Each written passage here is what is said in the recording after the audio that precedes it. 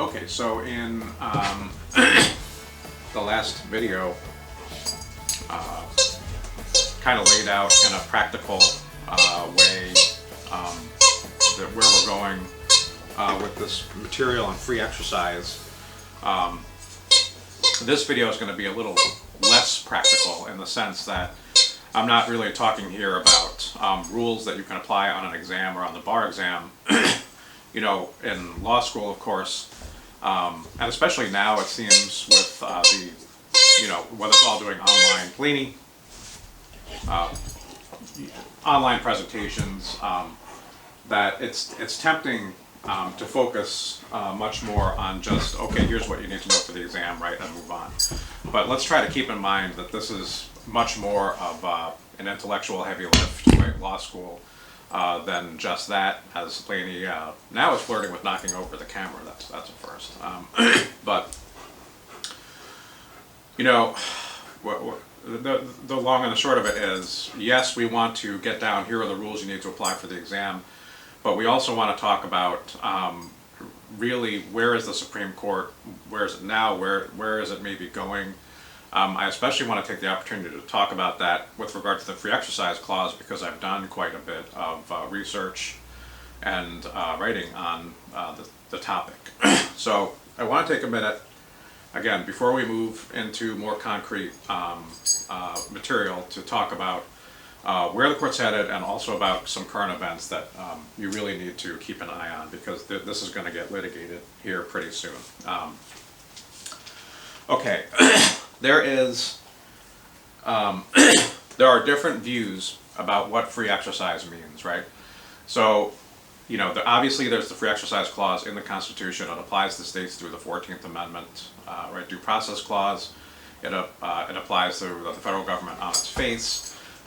So the government is not allowed to interfere with the free exercise of religion. As I mentioned in the last video, though, you have to get your mind around what it means to exercise religion. Now, the historical view, right, and the prevailing view right now, but I want to be very careful about this, is that the practice of religion is what I call dynamic, right? And so I'm going to pull up here a definition of exercise, right? Because that's what's protected, is free exercise of religion. So let's look at what exercise means. What is it that this is what's constitutionally protected? So what does it mean to exercise something, right? Because if you're not exercising religion, if you're not exercising your religion, then it would seem that the First Amendment does not apply, right? If the government is punishing you for doing something or stopping you from doing something, but that whatever that is not the exercise of religion, right? Then you don't have a free exercise violation. So I hope you're following along here, right? Before we get into this, what does it mean even to exercise your religion? And if you're not exercising your religion, does the First Amendment apply? Okay, so to exercise something, here I have an excerpt from an article I wrote in Albany Law Review, which I will shamelessly plug. Actually have a copy of it here. Isn't it beautiful, right? A nice shiny copy. And it's called Prophylactic Free Exercise, the First Amendment and Religion in a Post-Kennedy World. And in this article I've discussed the drift, right? From traditional approach to what free exercise means to sort of a new approach. So I just want to cover that for a minute. But the traditional approach is this, right? That exercise means what it seems to mean in the dictionary, which is the act of bringing into play or realizing an action, an activity, right? To exercise something is to use something. To exercise something, as if you exercise something such as your authority or rights or good quality, you use it or put it into effect, right? So this is not inert, latent, passive, right? To exercise something is to be active. For this article, I actually wanted to go back, right, for the sake of originalists, right, and see, get some of the real old definitions of exercise, and I found one from 1828, right, saying that exercise means work, labor, exertion, practice the exertions and movements customary in the performance of business as the exercise of art, trade, occupation, or profession, or, this is interesting, right? Practice, performance, right? Practice or performance as the exercise of religion. So that definition is tying, right? The exercise of religion, as it was understood at the time, means, right, practicing something or performing something. Again, it's not merely existing as a religious person. It is engaging, right, in religious activity, prayer, or something like that. Now, this comports with the view of Justice Scalia in a case we're going to talk about in the next video called Employment Division versus Smith. This is an excerpt from Justice Scalia's opinion in that case, where he said the exercise of religion often involves not only belief and profession, but the performance, here you go again, right, of or abstention from physical acts, assembling with others for worship service, participating in sacramental use of bread and wine, proselytizing, abstaining from certain foods or certain modes of transportation, right? So you get a good sense here of what it means to exercise your religion, is to do something or to actively refrain from doing something for religious purposes. So, why is this so important, right? The fundamental meaning of what free exercise is because it informs where we go with the rules, right? I talked in the last video about generally applicable rules that don't target somebody's religious beliefs or religious practices, right? That just apply to everybody the same way and seem to have nothing to do with religion.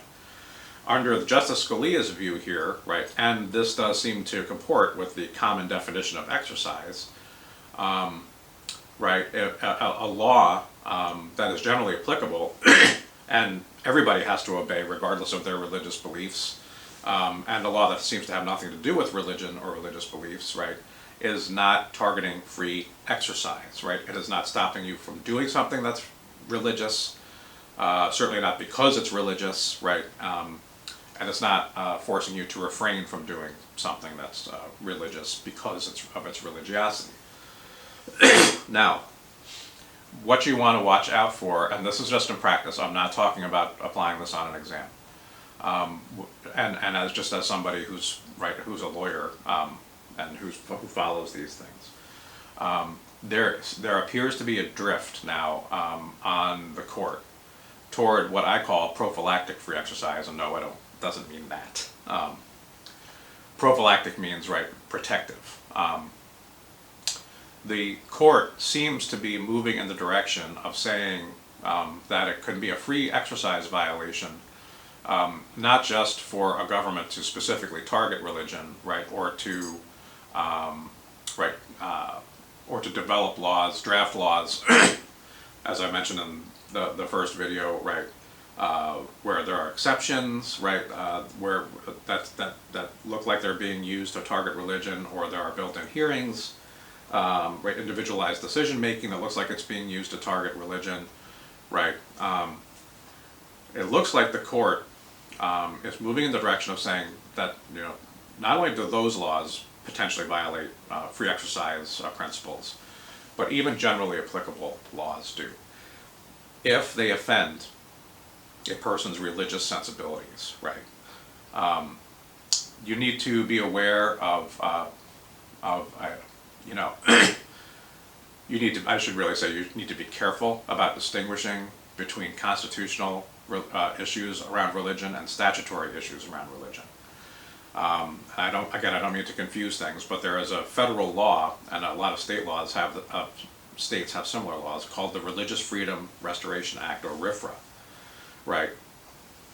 That is a law designed to, quote unquote, protect free exercise of religion. But that law, that statute, requires the application of strict scrutiny, right?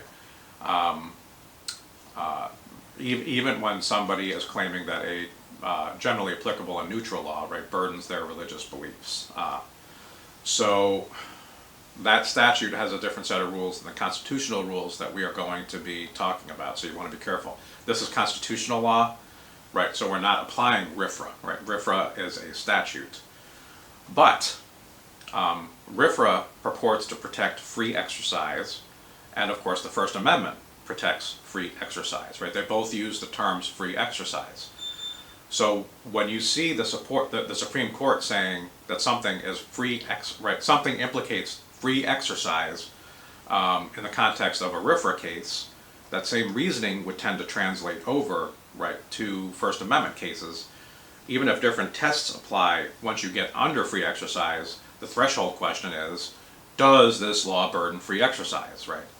And in some of the RFRA cases, again, the Supreme Court is moving towards saying that a law burdens free exercise, right, even if all it does is offend somebody's religious sensibilities. And the key, the big case there was under the Affordable Care Act, right, that employers are required to provide contraceptive coverage. The Supreme Court said that as applied to religious people, the law violated the free exercise, RFRA, right, free exercise, in that it required employers to, even though the act, right, of providing health coverage for somebody is not a religious exercise, right, or a religious practice, the fact that the court said that the government making religious people do that when that, although it is not a religious exercise, offends their religious sensibilities, right, that could be a violation of free exercise. So you need to be aware of that. Another, a related issue is another thing I wrote about, the issue of standing. Standing, typically, as you remember from Con Law 1, you don't have standing simply because you have hurt feelings. But if the court is going to hold, right, that it's a free exercise violation to offend somebody's sensibilities, right, well then we have a standing issue going back to Con Law 1, and I wrote an article about that in the St. John's Law Review that's coming out right now. I'll put links to both of those below for anybody who's interested. I'm not at all recommending that you read these because I'm sure you have better things to do, but if you're interested, I'll post links. So I wanted to talk about that for a minute. The court, right now, the rules we're going to talk about after this video are the rules you would apply on an exam. But the court seems to be moving away from the idea that exercising religion is dynamic and requires you to do something or to abstain from doing something that is particularly religious, and towards more of the idea of prophylactic application of free exercise, where free exercise protects the believer from having to participate, right, in the social compact, right, where doing that would offend the believer's religious sensibilities.